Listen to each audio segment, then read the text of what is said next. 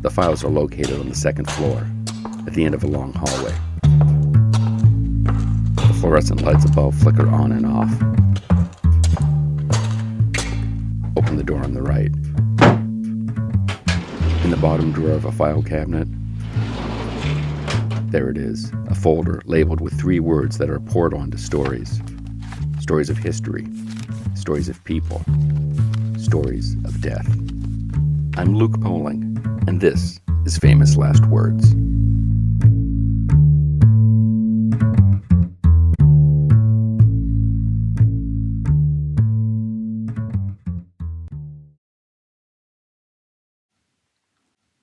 Unless you're deep into Civil War history, you probably don't know of General John Sedwick.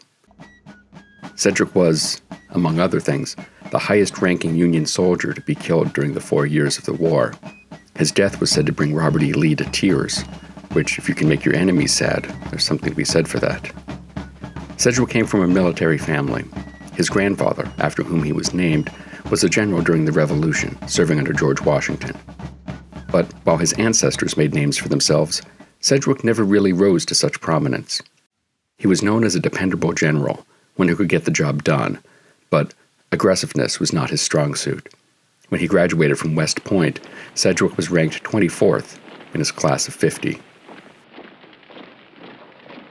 But Sedwick could follow orders, and that's what he was doing in the lead-up to the Battle of Spotsylvania Courthouse on May 9th, 1864.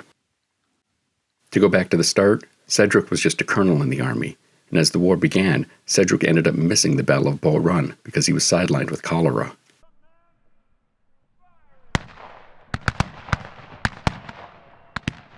In the battles that followed, including Yorktown and Seven Pines, Sedwick established himself as an officer that was loyal and unafraid.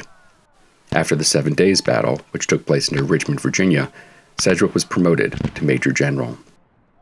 At Antietam, Sedwick's forces were sent to battle without Major General Sumner doing any reconnaissance. Sedwick and his troops were quickly surrounded by General Thomas Stonewall Jackson. While under fire, Sedwick was hit 3 times, in the wrist, leg, and shoulder. After his recovery, Sedwick was placed in charge of the 6th Corps of the Army of the Potomac, a position he held until his death.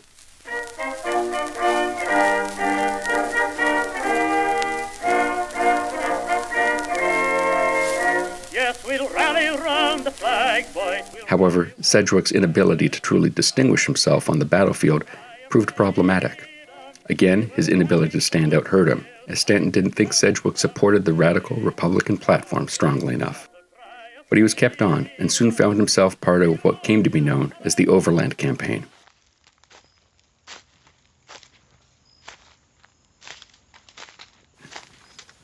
The idea was to place Union troops in strategically advantageous positions, to give themselves an edge when they next encountered General Lee's Confederate Army.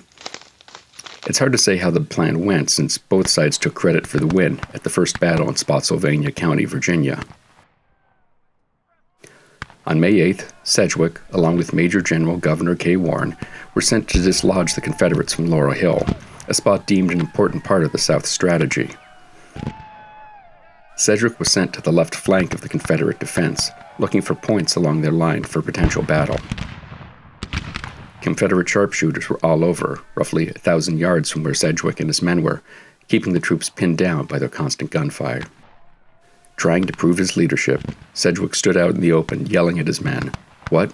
Men dodging this way for single bullets? What will you do when they open fire along the whole line?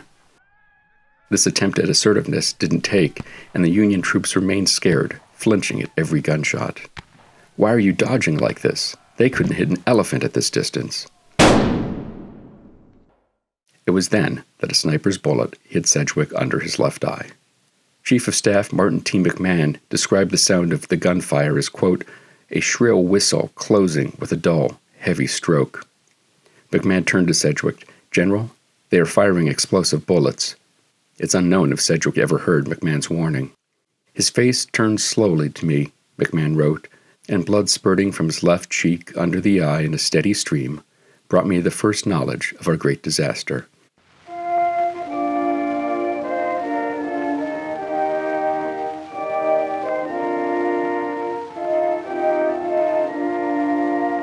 Medics were called, but Sedgwick never regained consciousness. Sedgwick was the highest-ranking Union soldier to die during the war, and his death came with still one more year of fighting left. When told of the news of his death, General Ulysses S. Grant was in shock, asking, "Is he really dead?" Sedgwick was well liked by his soldiers, and all mourned. Confederate General Robert E. Lee was said to be saddened by Sedgwick's death. Even Major General George Meade, who only a few months before considered firing Sedgwick, wept when he heard the news. However, the legend of General John Sedgwick lives on. 2 communities and 2 towns are named after him. There are Sedgwick streets in New York, Chicago, and Washington, D.C.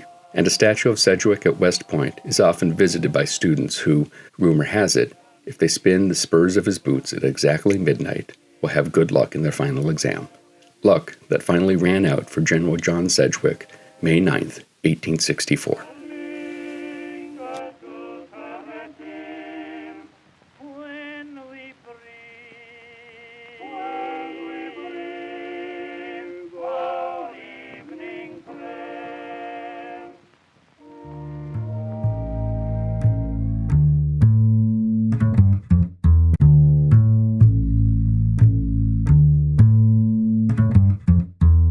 Famous Last Words is a production of the Professional Production Company.